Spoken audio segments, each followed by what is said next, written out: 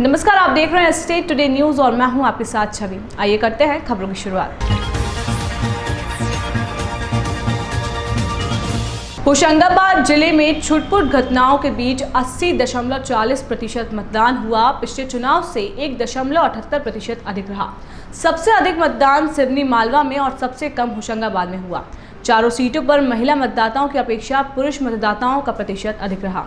जिले में विधानसभा चुनाव चारों विधानसभा सीट पर शांतिपूर्ण रहा। जिले की चारों विधानसभा सीट होशंगाबाद, पिपरिया, सुहागपुर, सिवनी मालवा के मतदाताओं ने लोकतंत्र के पर्व में बढ़ चढ़ कर हिस्सा लिया और लोकतंत्र में अपनी सहभागिता दर्ज कराई। मतदान का समय सुबह 8 बजे से शाम 5 बजे तक निर्धारित था, लेकिन प्रातःकाल से ही ग्रामीण अंचलों के मतदान केंद्रों पर मतदाताओं की कतारें दिखी, जो अपने मतदान करने की बारी का इंतजार कर रहे थे। लोकतंत्र के इस पर्व पर युवाओं से लेकर बुजुर्ग तक काफी उत्साह और उमंग दिखाई दी। आपको बता दें कि इस बार विधानसभा चुनाव में शहरी क्षेत्रों में अधिकांश जगह पोलिंग बूथों को दुल्हन की तरह सजाया गया था। मनासा तहसील में एक 42 वर्षीय व्यक्ति की कुल्हाड़ी से हत्या करने का मामला प्रकाश में आया है।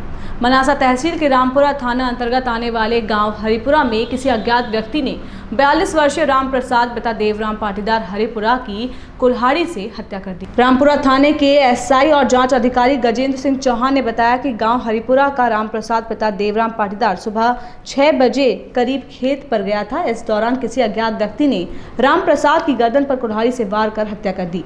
पुलिस ने बताया कि पातीपुर रखे खेत रामपुरा निवासी बौद्धीपुरा मोहल्ला बाबूलाल पिता भैरूलाल गायरी का है। बाबूलाल के भाई मांगीलाल की सूचना पर पहुंच शव को रामपुरा शासकीय अस्पताल लाया गया। पीएम कराकर परिजनों को सौंप दिया गया है। पुलिस ने मर्ग कायम कर अज्ञात व्यक्ति के खिलाफ मामला दर्ज कर लिया है। खरगापुर थाना अंतर्गत ग्राम देवपुर में जहां देवर ने अपनी भाभी को धारदार लोहे के बके से मारकर घर में ही हत्या करके आरोपी मौके से फरार हो गया। फरियादी राजाराम अहिरवार ने खरगापुर थाना पहुंचकर घटना की जानकारी पुलिस को दी। पुलिस ने मौके पर पहुंचकर आरोपी वृंदावन अहिरवार को घेराबंदी कर गिरफ्तार किया। कविता अहिरवार को खरगापुर अस्पताल लाया गया। वहीं डॉक्टरों ने मृत घोषित कर पीएम किया। पुलिस ने पंचनामा तैयार करके मृत को परिजनों को सौंप दिया है। मामला यह है, थाने पर आया था राजाराम अहिरवार, देवपुर का रहने वाला। इसने बताया था कि हमारे घर पे वृंदावन अहिरवार ने अपनी भाभी का मर्डर कर दिया है। जो तुरंत हम लोग घटना के देखने पहुंचे वहां देवपुर, जो देखा कि उसके बका से उस पर वार किए गए थे, जिसकी मृत्यु हो चुकी थी। और जो वृंदावन अहिरवार था वो मौके से भाग गया था, लेकिन उसे पुलिस ने तुरंत ही घेराबंदी करके पकड़ लिया। मौके पर नायब तहसीलदार कुमारी दीप्ति चौधरी को बुला के पत्रकार पर योजनाबद्ध तरीके से जानलेवा हमला किया गया। रिपोर्ट लिखाने पहुंचे परिवार की रिपोर्ट भी नहीं लिखी। परिजनों को अमर सिंह धाकड़ ने धमकाया और कहा कि ना ही मेडिकल करवाएंगे और ना ही रिपोर्ट लिखेंगे। दूसरे दिन रिपोर्ट लिखी और बिना जांच करे पत्रकार पर मामला दर्ज किया। पत्रकार द्वारा गोपाल सिंह चौहान को तत्काल घटना से अवगत कराया था। मौके पर पहुंचे पत्रकार ने थाना प्रभारी संजय सोनी को कहा था कि विगत दिनों भी दीवार उठाने को लेकर विवाद हुआ था, जिसको लेकर पीड़ित लक्ष्मीबाई मंडीदीप थाने पहुंची। रिपोर्ट कराने पहुंची महिला की पुलिसकर्मी अमर सिंह धाकड़ ने रिपोर्ट नहीं लिखी। यही उस दिन भैरव सिंह राजपूत, सुमित राजपूत, सुजीत राजपूत, भूरीबाई, प्रेमबाई, बिंदु राजपूत, रूमा राजपूत, निशा राजपूत पर मामला दर्ज किया होता तो इनके द्वारा इतनी बड़ी घटना को अंजाम नहीं दिया जाता। विगत मतदान दिनांक 28 नवंबर की घटना है कि पत्रकार राम भरोस विश्वकर्मा अपने मकान की छत की बाउंड्री वॉल उठवा रहे थे, जिसका काम रात में चल रहा था, जिसको लेकर भैरव सिंह का परिवार योजनाबद्ध तरीके से हमला करने की फिराक में था। जिसके बाद पत्रकार राम भरोस विश्वकर्मा के छत पर दीवार उठाने वाली जगह पर भूरीबाई राजपूत, सुजीत राजपूत, बिंदु राजपूत, रूमा राजपूत, निशा राजपूत ने पहले तो दीवार को तोड़ दिया और बाद में गाली गलौज करने लगे।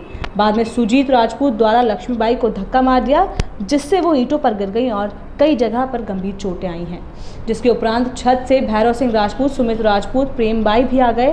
भैरव सिंह हाथ में तलवार लेकर आया, जिससे उसने तलवार के बेसे से पत्रकार के सिर पर वार कर दिया और मारपीट करने लगे। जब पूरा परिवार घर में जाने लगा तो भैरव सिंह राजपूत और पूरा परिवार घर में घुस गया और गाली गलौज करने लगा और मारपीट करने लगा। पूरा परिवार घर में जाने लगा तो भैरव सिंह राजपूत और पूरा परिवार घर में घुस गया और गाली गलौज, जान से मारने की भी धमकी देने लगा। फिर मोहाली की भीड़भाड़ हो गई।